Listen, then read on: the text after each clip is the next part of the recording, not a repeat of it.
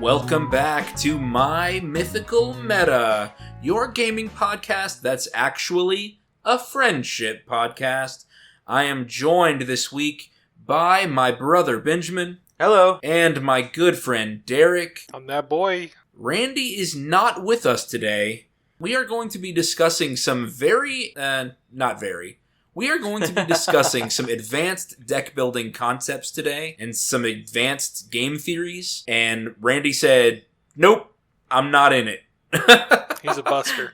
Randy said, I'm not a part of that. I think Randy is more of a fly by the seat of his pants deck builder. Yeah. You know, Benjamin, Derek and I were working on the deck doctor for our first deck that was submitted by a patron. That is another perk you can get for joining our Patreon. But we were working on a deck doctor, and it was almost like Derek was like an actual doctor. Looking at levels and, you know, adding here, subtracting there, looking for the symptoms that might cause the deck to fail or whatever. And I felt like I was more of like a 1920s, like, I don't know, just attach some leeches and bleed some out. Let's try to balance his humors or whatever. Right. And maybe Randy's more of a witch doctor. He must be doing something because his decks have been fire lately. Yeah. But yeah, I think Derek is like Dr. House. He's the one who sees the thing and says it's not lupus. It's a werewolf. Yeah. So, Benjamin, what kind of doctor are you, do you think? I'm a legal doctor, a jurist doctor. Ah, that's right. Back alley, got a hacksaw, works out of a veterinarian clinic. Oh no.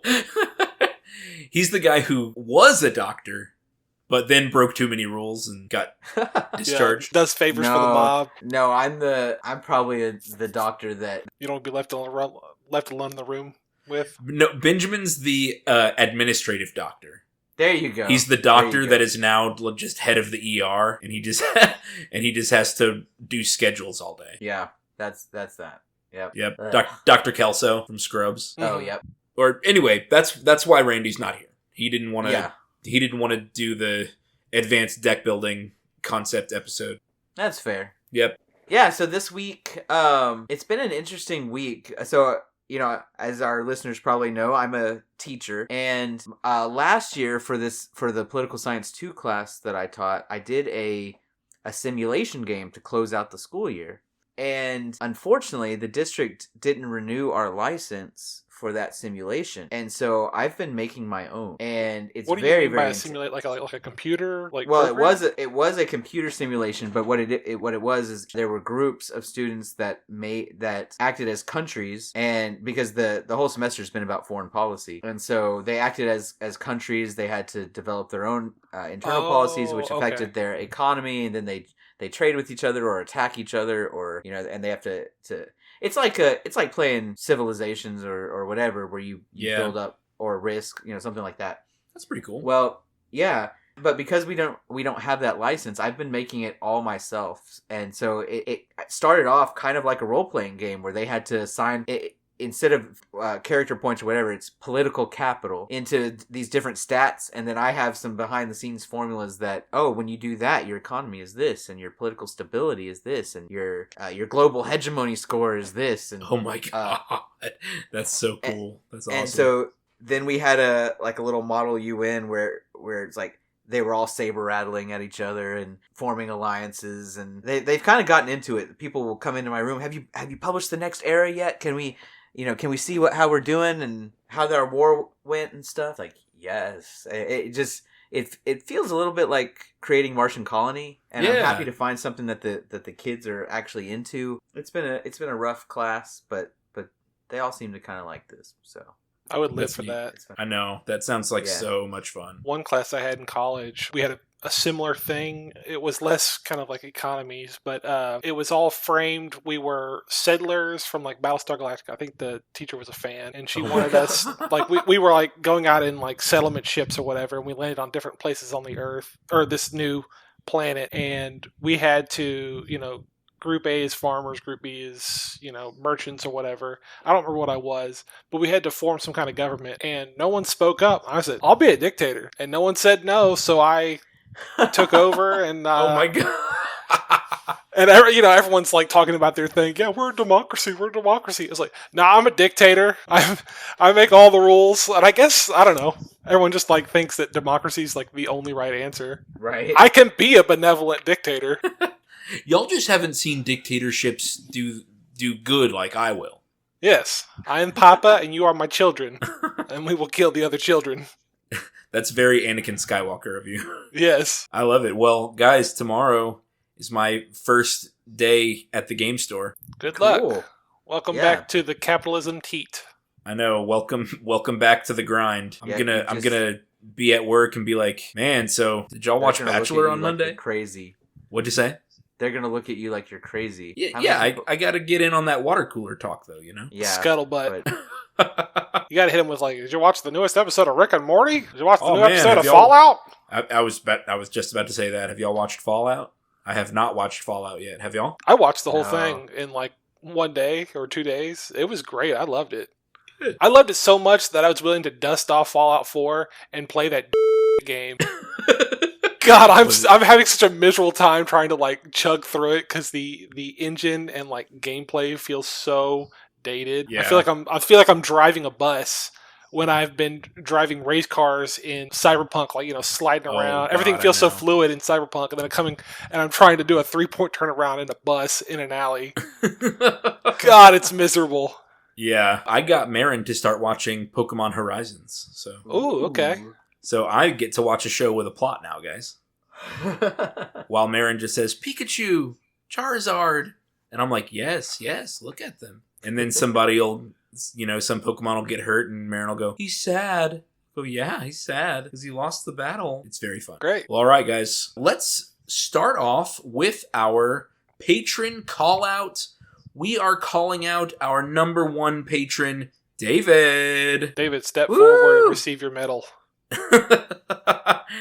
We are doing this one for you, David. We are continuing with some advanced deck building, and we love your feedback. David is the one who sent us his first commander deck that we're doctoring, that we're working on, to give him some tips and tricks. And we want to share our knowledge with David and with anyone else out there who's getting into either Magic the Gathering or any of these card games. A lot of the concepts that we talk about today are actually relevant in more than just Magic the Gathering. I know that Curve is relevant in things like the Dragon Ball Super card game. I know that it's a topic in Hearthstone. Any game that has you accumulating resources throughout in order to do bigger things later in the game, that's going to be relevant for. So obviously we're going to be talking about Magic here, but the concepts here are bigger than just Magic. Listeners, if you want to become a patron, you can join our Patreon at patreon.com/mymythicalmeta. Benjamin, what's the first perk for our patrons? if you join our Patreon, you will receive an exclusive 20% off coupon code for EldoradoGaming.com, where you can buy shiny dice and premium gaming accessories to help level up your gaming experience. Of course, you get the 10% off code by using promo code META, but get that extra 10% off by joining our Patreon. If you're planning to buy anything at EldoradoGaming.com, subscribing to our Patreon basically pays for itself with just that code. Derek, what other perks do we get? Early and ad-free content. I know what you're thinking.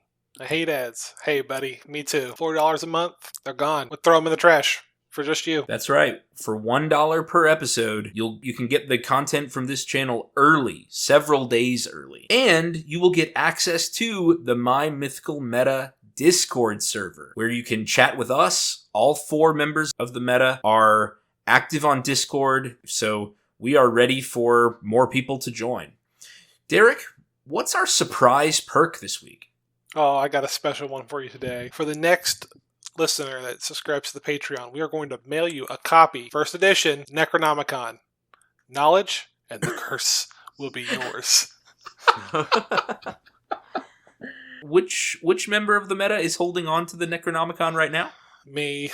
That's why I've been Oh. looking so ragged lately. You're stuck with it? Yeah. Man, you are really looking forward to a new patron, huh? Yeah, please. I'm on my hands and knees, guys, begging you. That's awesome. Well, let's get to our advanced deck building concepts. We've got a couple to go through today, and the first one that we're going to discuss is curve. Benjamin, as our resident doctor administrator, can you introduce to us the concept of curve? Sure. So curve stands for, or short for, resource curve, or in Magic we call it mana curve. The idea is that if you organize your game pieces, your cards, by how many resources you have to spend to use them, you should have some that cost very few resources that you'll be able to play early, and some that cost a little bit more that you will be able to play as the game progresses, and then some that cost a lot that you'll only be able to play once you've accumulated lots of resources at the end of the game. And we call it a curve because when you lay them out, if you organize your cards based on how much mana they cost, for example, you should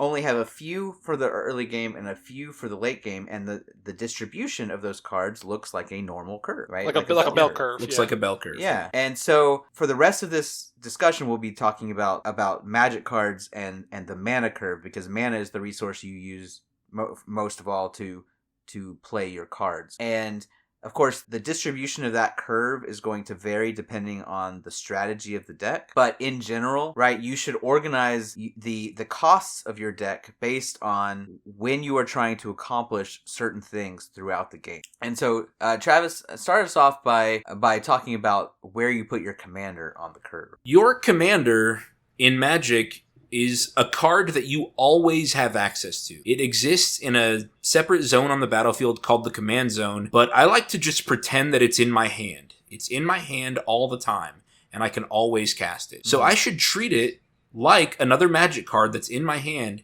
and I'm going to put it in my curve according to its own mana cost. So I've got the cheap cards that can be played early, I've got expensive cards that can be played late, and then I have my commander that can be played in its normal spot on the curve.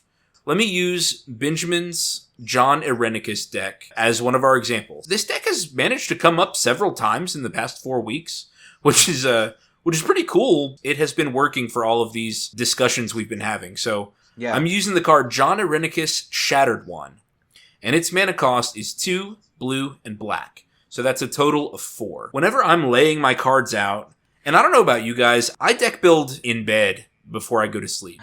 What do y'all do? Do y'all have like a table, a desk that you work on, or? I only net deck until I've actually completed 100 cards, and then I put them all out. Okay. It's too much pulling all my card collection out, going through them all, and putting. That's true. It's like a whole thing. And Architect can do it. You just set it to arrange by curve, and it'll do it for you. Yeah. Benjamin, what do you do? I do the same.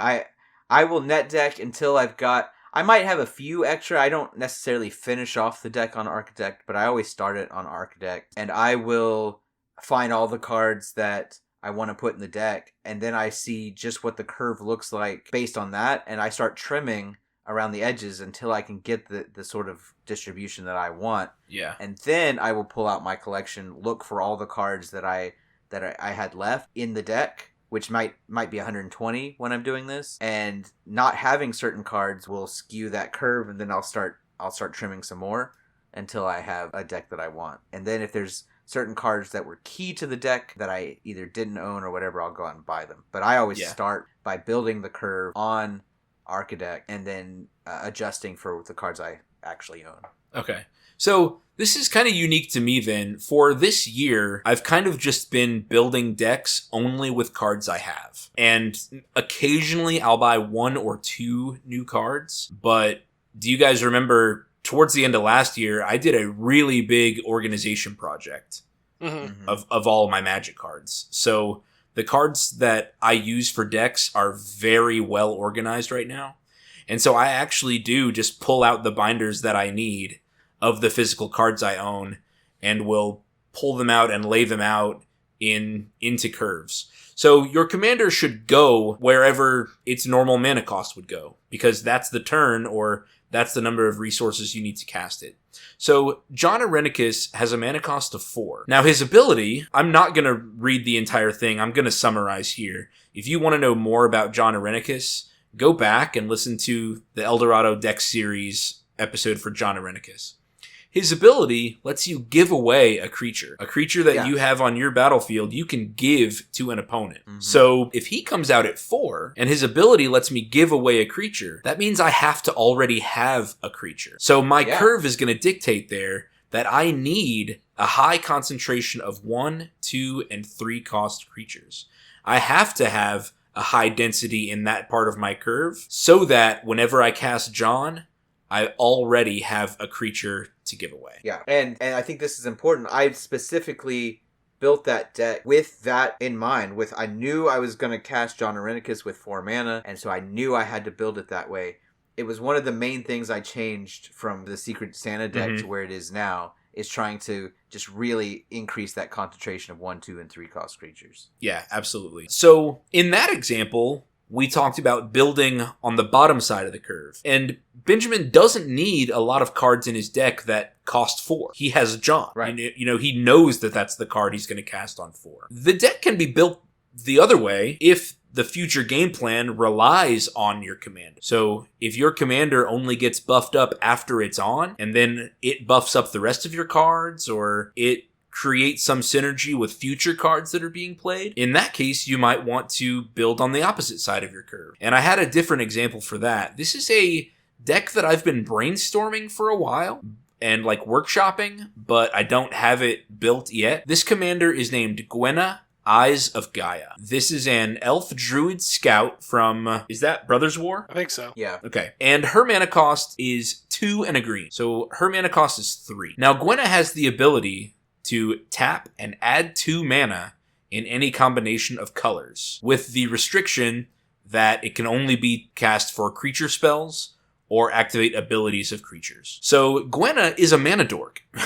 She comes out at 3, but then she taps for 2. So that means the turn after I cast Gwenna, so just say for example I'm on turn 4 and have not done anything else. If I play a land, then I jumped on turn 3 from 3 mana to turn 4, 6 mana. I've jumped to 6 because I play a land, and Gwenna can now add 2 more. Now Gwenna has a second ability, which is kind of relevant, but even just from that first section, I can pretty safely start piling the deck with 5, 6, and 7 drops, because I'm more assured to have that number of resources throughout the game. Now here's Gwenna's second ability. Whenever you cast a creature spell with power 5 or greater, put a +1/+1 counter on Gwenna and untap it. So that means you can untap it, tap it for mana again. So you can just kind of keep going up the chain as long as you're casting big, powerful creatures with. So in this deck, I might just pile my 1 and 2 column with just ramp, or low cost removal, efficient removal.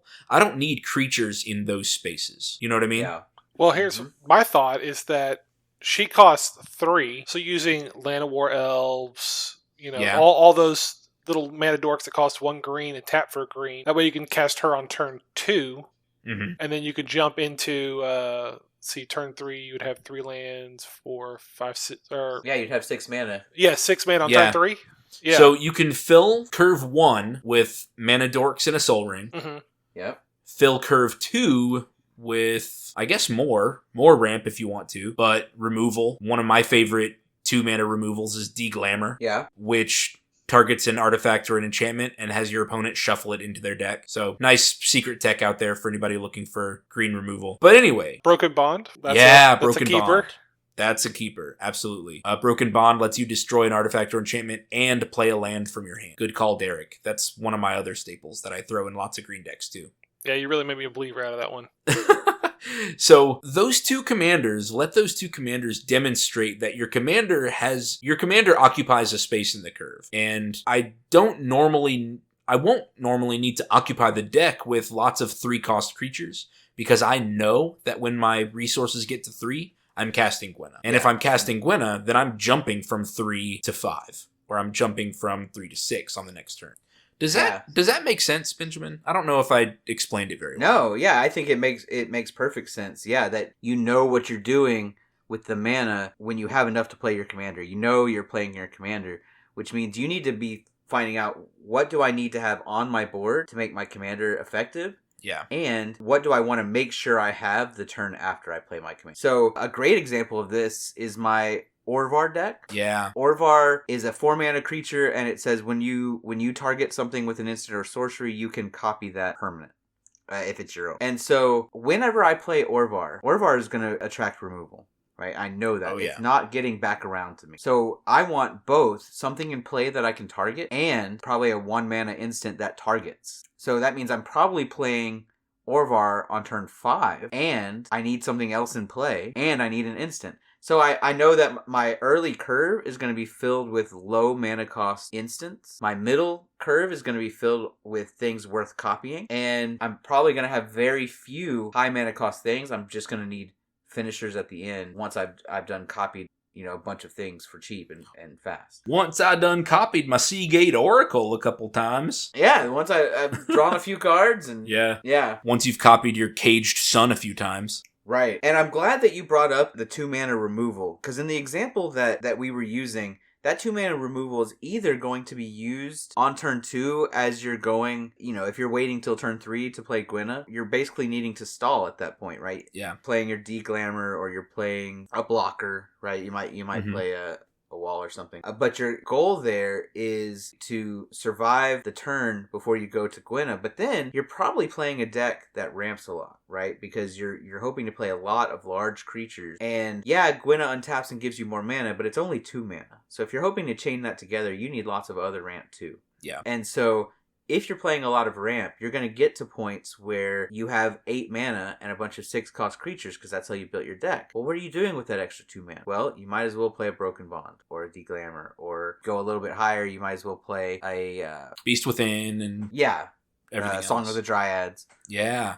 And so I think it's important to understand, when are you going to be playing the cards on your curve. What's the card I love playing? Casualties of War. This is a card, since we're talking about curve, right? It's a 6-mana card that destroys a permanent of each type. Ooh, wow, that's an awesome card. I love that. Yeah, but it's so hard to fit in, because you're going to be taking your whole turn to play that. Yeah. And it's going to destroy, 5 things, hopefully. And so it's a card that, if I need to get rid of a problem enchantment, I may not be able to wait until I have 6 mana and a whole turn to do that. So Casualties of War is a card that I put in every deck that can run it, and then it often gets cut early.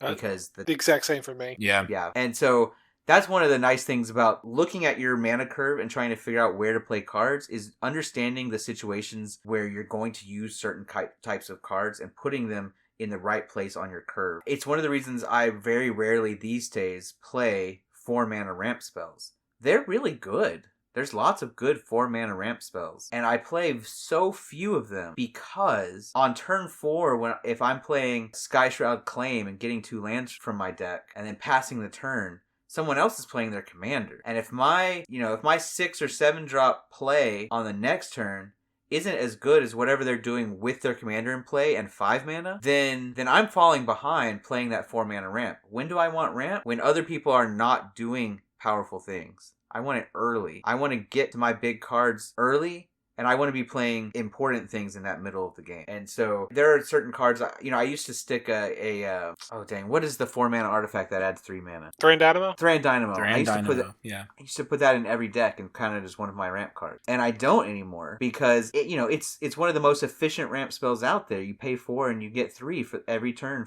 including the turn you play it. It doesn't even come in tap. It's really good if you're trying to go tall. But on turn 4, I often can't afford to take off a turn to ramp.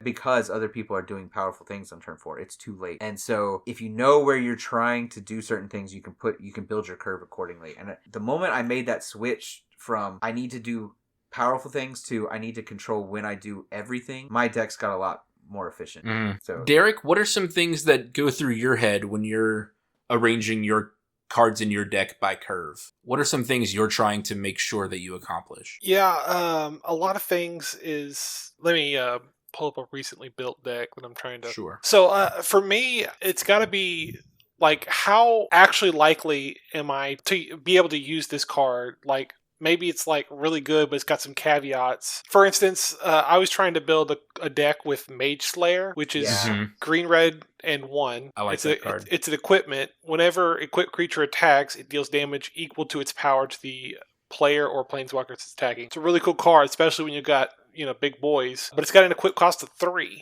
So basically, that's asking me to spend 6 mana on my turn. And that might be eating up any kind of protection spells that I might need, or I could be playing something else. And of course, you don't have to play them all at once, or, equip and play and equip. But I gotta be realistic. It's like, am I gonna be able to do this? Would I rather do this, or would I rather do, I don't know, what's a 6 mana, an Atali or something, Yeah. So yeah, it's just, a card like this, you really want to play the card and equip it all at once. So you have that kind of alpha strike factor that people can't react to. Because if you just let Mage Slayer sit on the battlefield for a turn, you give everybody a chance to get rid of it. Or get rid of the creature that you're going to attach it to. Get rid of the creature or the Mage Slayer, in which case you will have wasted the 3 mana because you never got its ability. It would have been a 3 mana do nothing. It's rarely worth it. I don't feel like it's personally worth it in our meta because it almost certainly will be removed. If we were playing, 5 years ago when we were just starting out, that would have been on there all game, and it would not have been a problem. But now I'm running equipment that's like low to the ground, like Shadow Spear and Tarian's Soul Cleaver or something like that. They're like 1 mana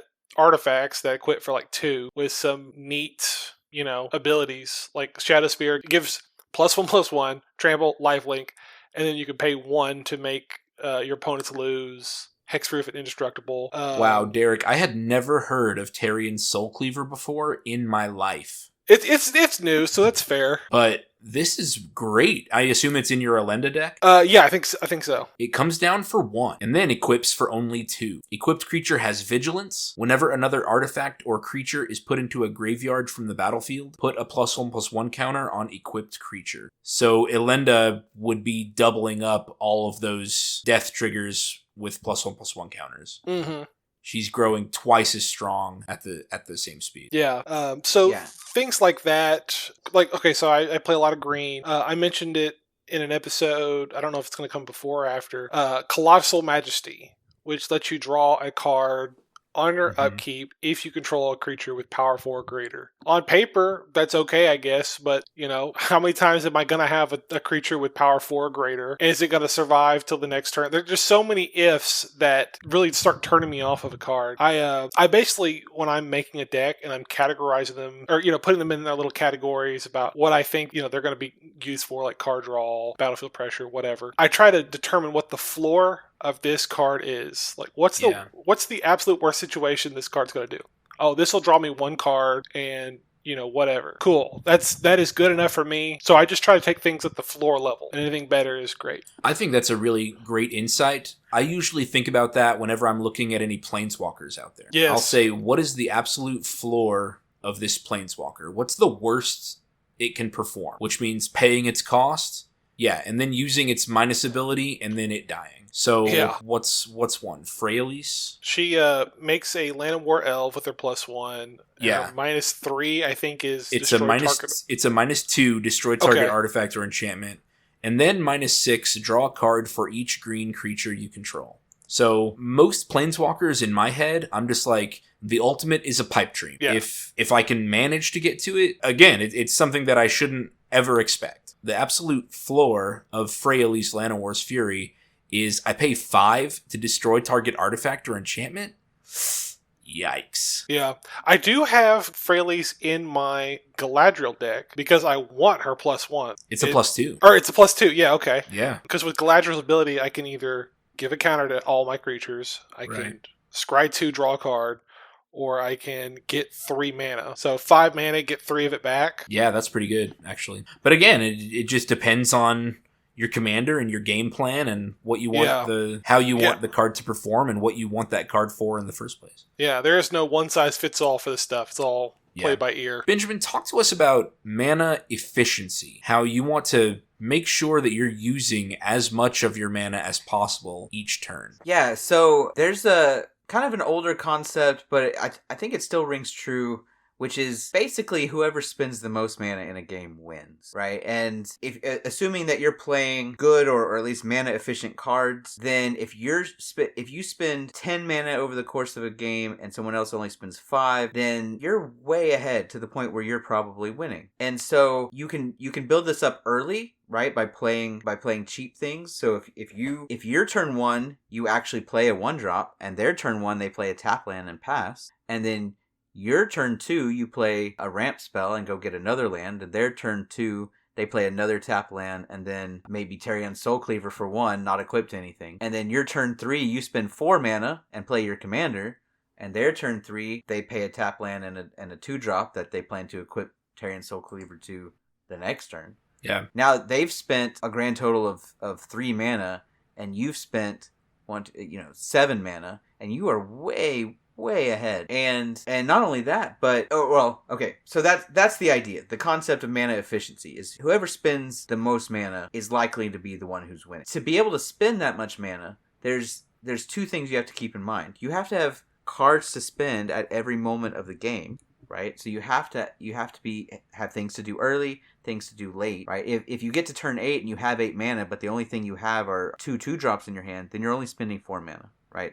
Right. Those 2 mana spells are likely to lose to someone's 8 mana spell at the same point in the game. So you need cards at every point in the curve to be able to spend all your mana. And you also, if at any point you're unable to spend the mana, it's like you don't have, right? You just went a turn without using 2 of your lands, then those 2 lands were useless to you. And so with all those things in mind, you should build your deck so that if you don't want expensive cards in your deck for whatever reason, maybe you're an aggressive deck or a combo deck or something, you need cheap cards that you can play while you're doing other things. So for example, if you have a 3-drop commander, you have a commander that costs 3, but you know that you're also going to want to play a 2 mana Arcane Signet, right? That means it's going to be very common for you to have 4 mana available to you on turn 3, because you play your land on turn 1, turn 2, turn 3, and you played a mana rock on turn 2. Well, in order to be mana efficient, you need something to play with that 1 extra mana you're going to have regularly on turn 3. And ultimately, if you know you're going to be able to play your commander, then you also want something that'll synergize with your commander, or maybe something that you can use to protect your commander, or a piece of removal like Swords to Plowshares, something that you feel like you can reliably use that 1 extra mana on. And doing that and calculating those ways to be mana efficient while you're building your deck, while you're filling out your curve, will help your decks run much more smoothly. Yeah, I mean, I totally agree. I've lived through that experience many, many times where I end my turn and I've only used 5 of my 7 mana. And, if I had a 2 mana draw spell in my hand, I could use it and I could keep going and I could get some more gas to play. If I had a 2 mana piece of removal or a counterspell in hand, then I can make sure to, I guess counterspells are a different animal. Yeah. But counterspells, they're so powerful because they're such a big catch-all, and they're the only things that can stop certain types of plays. And so they're very, very powerful, but their biggest drawback is that you will sometimes be mana inefficient while you decide whether or not you're going to hold up counterspells. Yeah. I'm glad you brought those up. Ultimately, if you know you're going to be playing counterspells, that's another part of deck building. You don't want to be playing a lot of 6-drops, even if you're getting to 6 mana regularly, because you know you're going to be wanting to hold up a 2 mana counterspell. So you need to be playing 4-drops and get to 6 mana regularly. Yeah. And I can't tell you the number of times where I've held up the mana for a counterspell and then countered something because I want it to be mana efficient, and then the very next turn there's something I wish I'd saved that counter for. Yeah. And that just comes with skill. It just comes with practice. Yeah. And also, you can't see the future. You don't know. Yeah. Well, if you were a good blue mage, you could. I'm not a good blue mage. Just like Benjamin saying a couple episodes ago that he's not a red mage. Yeah, no, I'm not. Yeah. The impulsive draw is just hard for me to get my head around. I don't want to lose access to resources. I'm not a white mage because it's so slow, so miserable. What'd you say? You're just not a white mage? Not a white mage. Like, their ramp and their efficiency is miserable to me. Yeah, I really struggle with blue, honestly, because it has me making those 3 turns ahead decisions that I'm just not super good at. Mm-hmm. So yeah, your curve and your mana efficiency are all about making sure that you build your deck to be used in the best way. Start making predictions and scenarios about, how your cards of different mana values can be played in turns together, I guess. Yeah. I mean, is that a reasonable thing to ask a deck builder to do? Come up with, you have 60 non-land cards, come up with 60 factorial scenarios or combinations in which you could play your cards together? Well, no, and you don't have to do that because you know when you want to play your command, right? That's right. So that eliminates if your commander costs 5, most of the time, there are a few commanders that don't want to be played on curve, but for the most part, yeah, that once you have access to 5 mana, that is your most likely play. Or is it more like my Orvar deck where I don't want to play it onto an empty board? I need to have another card in play and another card in my hand. Yeah. To make it work, or else I'm doing something else. But knowing what your game plan is, especially around playing your commander, I think is part of the deck building process. Yeah. And then you go through, am I a controlling deck? Okay, then I need, or a mid-range deck. Okay, I need a certain number of removal spells and stuff. We know that we're going to need card advantage. That's something we're going to talk about later. How am I getting it? Card advantage is often taking a turn off to refill your hand, or whatever the equivalent is for your strategy. Well, when are you going to take that turn off? Yeah. Good deck builders will follow our template from I think it's last week. As of the recording, I don't know when this one's being published, but great deck builders will playtest their deck and realize when things are happening, or hey, the game plans aren't going the way I assume that they would. I need to double back and change the costs on cards that I'm playing and try again. I think that's a really, really sound judgment. Do we want to talk about card advantage now, just as a concept? Do we want to jump ahead and do card advantage? Is there anything else on curve that we need to talk about? I will say that curve was one of the very first things that Benjamin taught me about building my own Magic deck, because I think I had showed up to a Friday Night Magic with a bunch of 5-drops and lands. Yeah, because they were the cool cards I wanted to play. Yeah. And then Benjamin was like, well, listen, you want to be taking actions on each turn. And so you want some 1-drops, some 2, some 3. That way you can do things each turn. And that probably was my first Magic the Gathering leveling up from level 1 of knowing the rules to level 2 of actually thinking about deck building, was Benjamin teaching me about curve. So I really want listeners out there to think of that during their deck building. You just want to be taking actions at every part of the game because everybody else is going to be doing that. Other good players are going to be doing that. Yeah, and anytime that you're not taking actions, you're falling behind. Yep. Yeah. Let's talk about falling behind. Let's talk a little bit about card advantage. Card advantage is very similar to mana efficiency, right? If you are playing high-quality cards, then whoever plays the most cards wins. This is not entirely true because card advantage exists in different ways. But at its core, the more access to choices, the more access to the resources that you've built your deck with, the more likely you are to have what you need when you need it, to be able to play cards on curve, to not run out of steam at the end when you've played something on turn 1, turn 2, turn 3, turn 4, right? I think if you are playing a land and a spell every turn, then you run out of cards around turn 6 or 7. Depending on whether or not you drew a card every turn or not. And so most of the games that people play in casual Commander are going to go beyond turn 6 or 7. And if you don't want to just sit there twiddling your thumbs, for half your turns after that, you need to be able to get more cards. And of course, if you're just getting 1 extra card a turn so you can play 1 spell, you're going to fall behind the person who draws 5 cards and now has choices for those turns. You are going to have more fun if you put more card draw in your game. I promise you. Yeah. Just the option to make more choices in game is going to make you have more fun. Yeah. Having the card you need when you see it, seeing the cards you love more often, definitely. So card advantage is seeing and using more cards than your opponent does over the course of a game.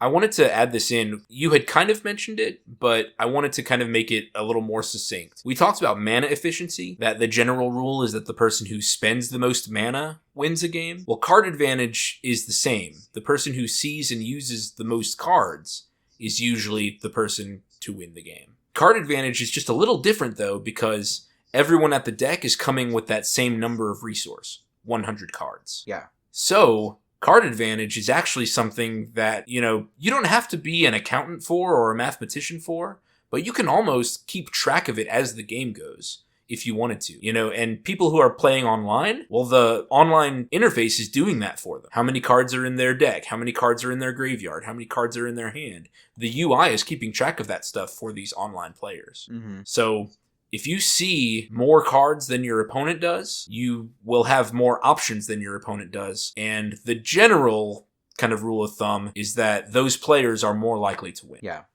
Okay, so some basic concepts for card advantage. When you play a card, it is going to do one of a few things. Either it is going to replace itself, draw a card, in which case you are even for the number of cards you have. You have played a card and got a card. It will become a permanent on the battlefield. If you play a card and it becomes a permanent, well, you no longer have that card in hand, but now you have something in play.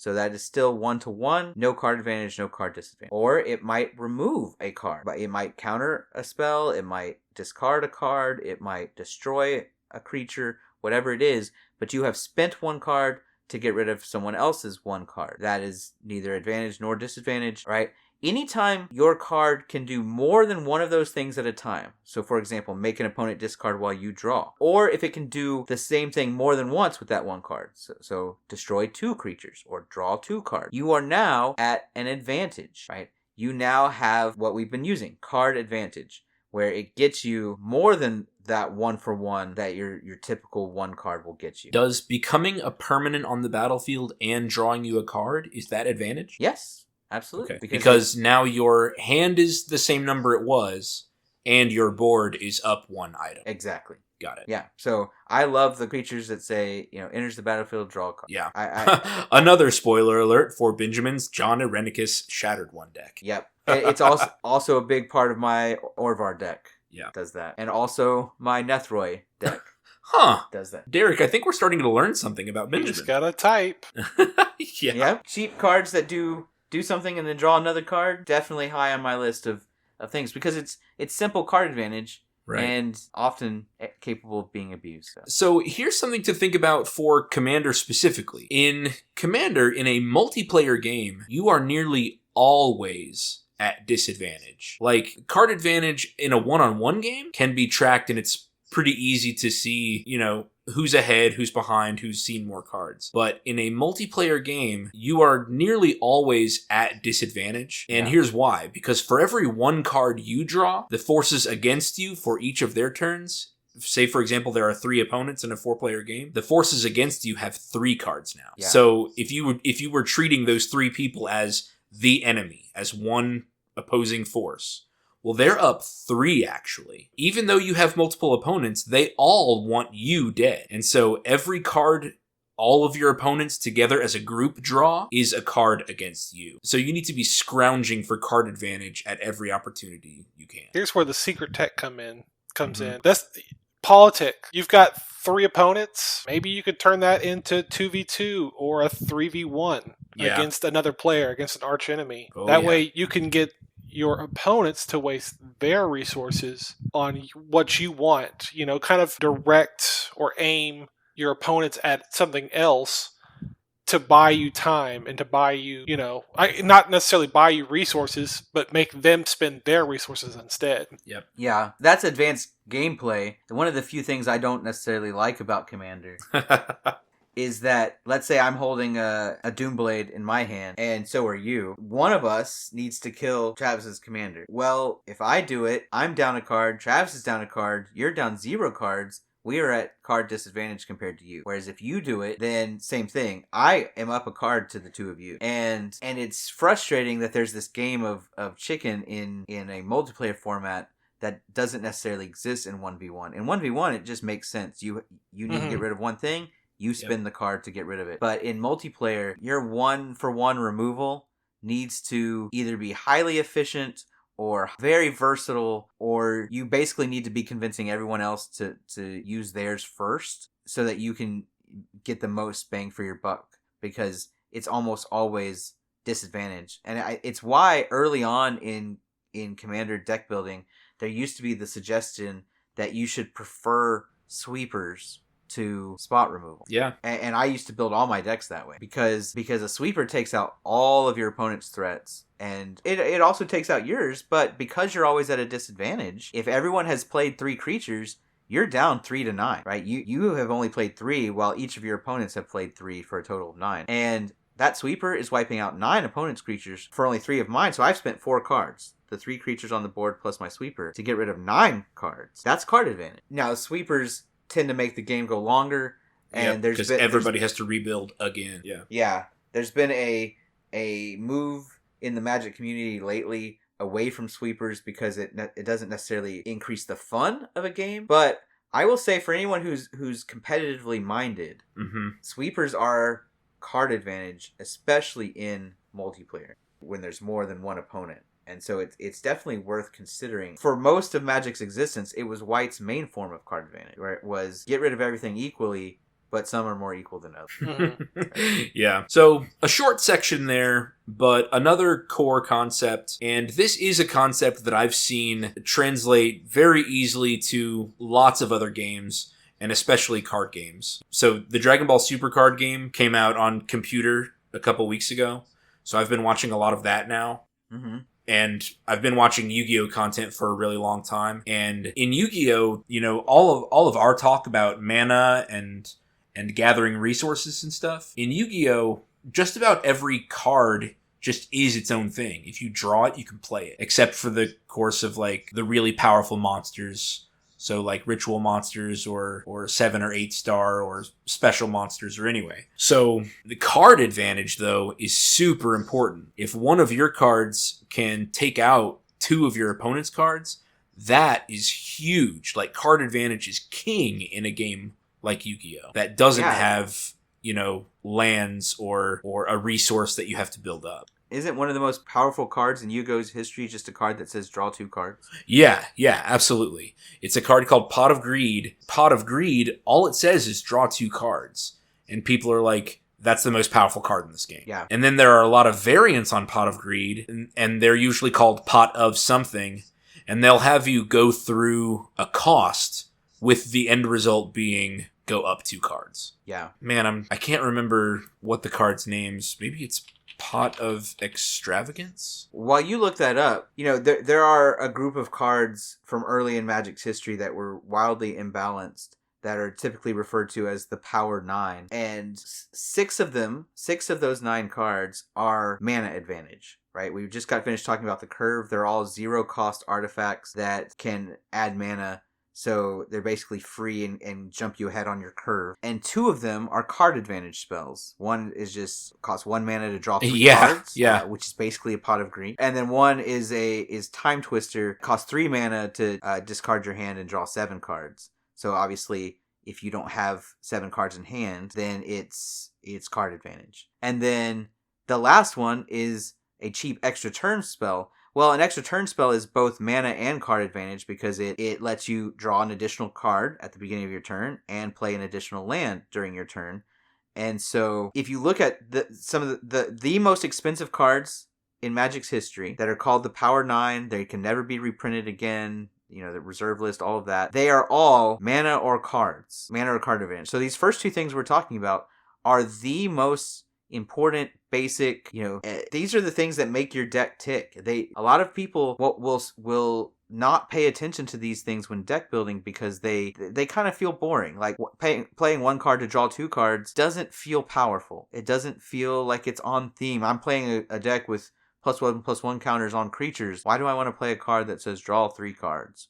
Like that's, I'm not playing my big dinosaur when I do that. Or why do I want to play a ramp spell when I could be playing a creature or I could be doing whatever? But those 2 things together are what make everything else work properly. Like Derek said, you'll have more fun when you draw cards. You'll have more fun when you're using all your mana efficiently. And this was known pretty early on in Magic's history, but a lot of newer deck builders don't quite get it. So these are still considered advanced deck building concepts. it's something you should pay attention Yeah, let me to talk and about this be a Yu-Gi-Oh much better card. player. Pot of Greed is the basic. It's a Yes. magic card. You can just play it, and it says draw 2 cards. Banned in Modern Yu-Gi-Oh. So here's one that people often replace with it. It's called Pot of Desires. This is a $30 card, $29.95, and here's what you have to do in order to draw 2 cards. It says banish 10 cards from the top of your deck face down. So imagine, for us, that's just exile the top 10 cards of your deck face down. Then you get to draw 2. Yeah. And it has the restriction that you Oh can my only goodness. activate 1 Pot of Desires per turn.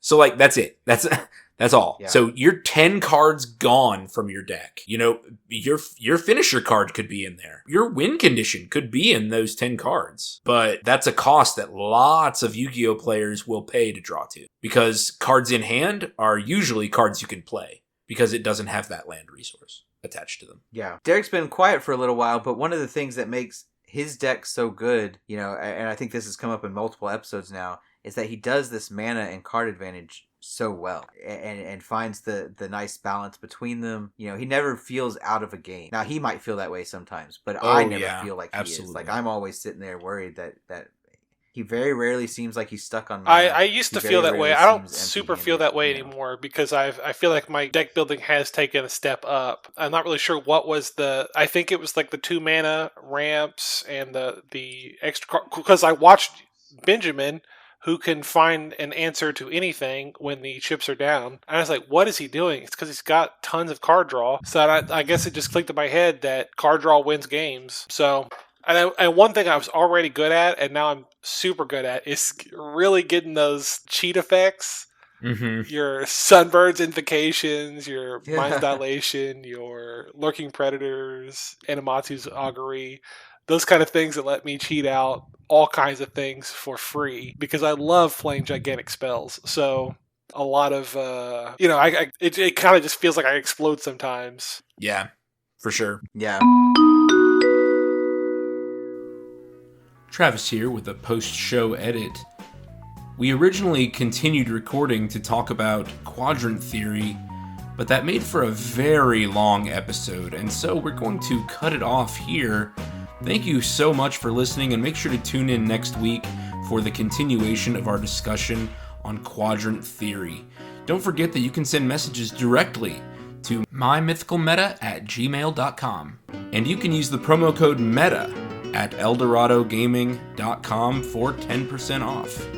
Thank you very much, and we'll see you next week.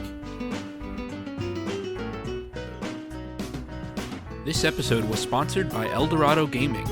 Use the promo code META for 10% off your order. Please like, comment, subscribe, and share. This episode was edited by me, Travis Konishek, and our intro and outro music is by Tyler Heath of the Oh Hellos.